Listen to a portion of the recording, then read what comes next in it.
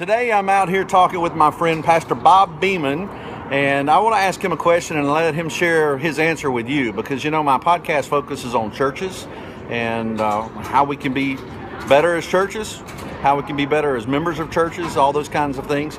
So I want to talk to him and ask him a question of what the biggest challenge facing all of our churches in today's world could be. That's coming up today on Body Slam.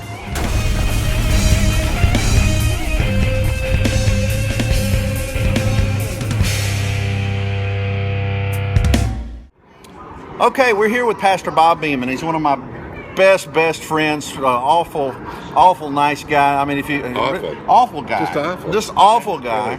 But he's just one of those people that I've never known anybody like him before. He's really and truly changed my whole life and my perspective of ministry, and what I do as a minister and as a Christian, and what I seek in a church. He's had a big impact on that. So I wanted to ask him a question of Pastor Bob. What do you see as being the biggest challenge facing all of our churches today? What do you see about that? You've done this a long time. Long time. Well, I've been pastorized for 45 years. Oh wow! Been a long time. Yeah, been a pastor for 45 years, and I have to say that I'm very critical of the church, Scott. And I'm also in love with the church. I can't help but say, I love the church. She's my wife, but she's a prostitute. Wow. That's kind of the way it is. And I think we have some problems, some things that really need to correct these days. And, we've kind of sold out in some areas. And we really need to get going with them again. Scott, we just finished feeding, I guess, maybe 150, 175 homeless people under the bridge here. Lots and lots of folks. And we do this every day.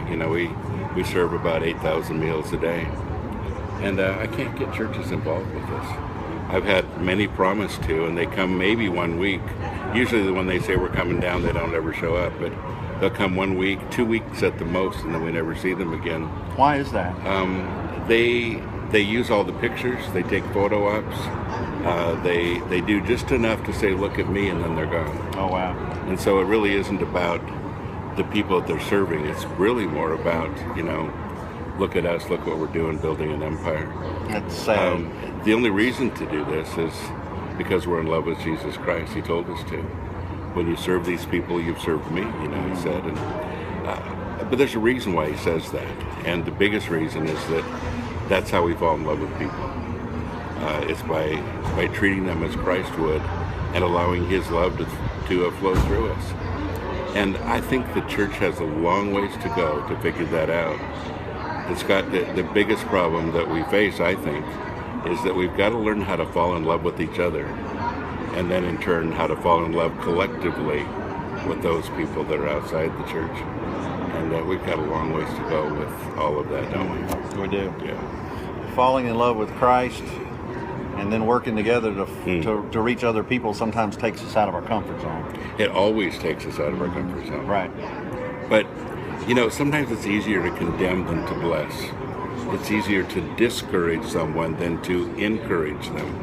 And, the Bible clearly tells us to encourage. Right. To build each other up. And we are so busy tearing everybody down, people around us and people in the world, and we're critical, we're opinionated, we're unbending, and the world hates us because they think that we're narrow-minded and bigoted and unloving. Many times they're Seriously? right. Yeah, they are. And that's exactly what Christ warned us about.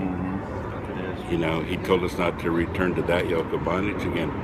But Scott, and I'll just say this, if the church really learned how to love, if we learned how to love each other in the church and then started loving each other and those people outside of the church, we would turn this world upside down. We absolutely would.